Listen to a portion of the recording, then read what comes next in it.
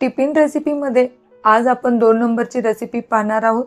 चटपटीत भेंडी चिकट न व्हावी म्हणून काही टिप्स वापरलेले आहेत। ही भाजी मुलांना डब्याला अतिशय आवडते। तुम्हाला जर सात्विक रेसिपी अँड होम या चॅनलवरच्या रेसिपी आवडत असतील, चॅनलला सबस्क्राइब करा आणि रेसिपी शेअर करा।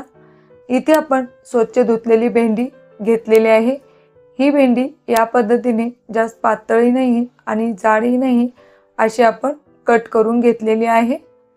आता आपण भेंडी चिकट होऊ नये म्हणून यामध्ये टोमॅटो किंवा लिंबूचा रस असा आंबट पदार्थ वापरायचा, त्यामुळे आपली भेंडीची भाजी बिलकुल चिकट होत नाही। कढईमध्ये तेल गरम झालेले आहे, त्यामध्ये 9 ते 10 देशी लसणाच्या पाकळ्या ठेचलेल्या इथे आपण टाकलेल्या आहे। अर्धा टोमॅटो टाकायचा आहे, त्यानंतर 4 कढीपत्त्याची पानं हे आता तेलामध्ये छान आपल्याला भाजून घ्यायचं आहे। कोथिंबीर अशी फोडणीला दिल्यामुळे भाजीचा एक वेगळाच स्वाद येतो। आता आपण हे तेलावरती छान असं खरपूस भाजून घ्यायचं आहे।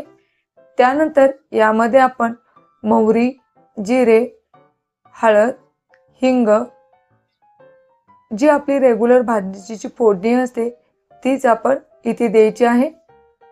इथे मी कांदा लसूण मसाला वापरलेला आहे। तुम्ही इथे हिरवी मिरची सुद्धा वापरू शकता। तिखट तुमच्या आवडीनुसार कमी जास्त इथे करायचं आहे। आता यामध्ये आपण ही कट केलेली भेंडी टाकायची आहे। भेंडी इथे तेलावरती छान आपल्याला भाजून घ्यायची आहे। या पद्धतीने केलेली भेंडी मुलं खूप आवडीने खातात। चपाती बरोबर, भाकरी बरोबर ही भेंडीची भाजी खाऊ शकता। आता हे आपल्याला मसाल्यावरती छान भाजून घ्यायचं आहे। यावरती झाकण लवकर ठेवायचं नाही। थोडी भेंडी भाजली की आपण यावरती झाकण ठेवायचं आहे। इथे आपण चवीनुसार मीठ टाकायचं आहे। मी आता यामध्ये मीठ टाकलेलं आहे।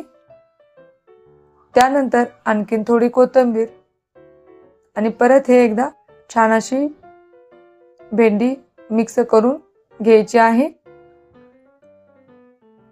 आता आपल्याला यामध्ये बारीक कुटलेले शेंगदाण्याचं कूट टाकायचं आहे 2 चमचे। यामुळे या भेंडीला स्वाद खूप छान येतो।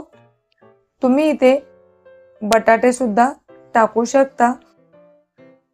आता आपण हे परत एकदा मिक्स करून घेऊया।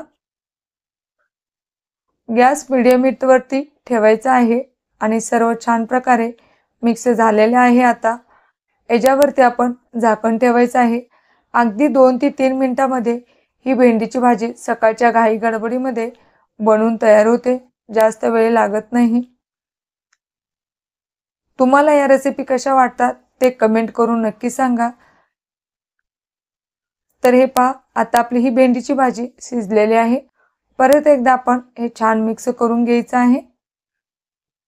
अत्यंत स्वादिष्ट झटपटीत डब्यासाठी ही भाजी तयार झालेली आहे। व्हिडिओ पाहिल्याबद्दल धन्यवाद। आता लवकरच भेटूया। Bye bye.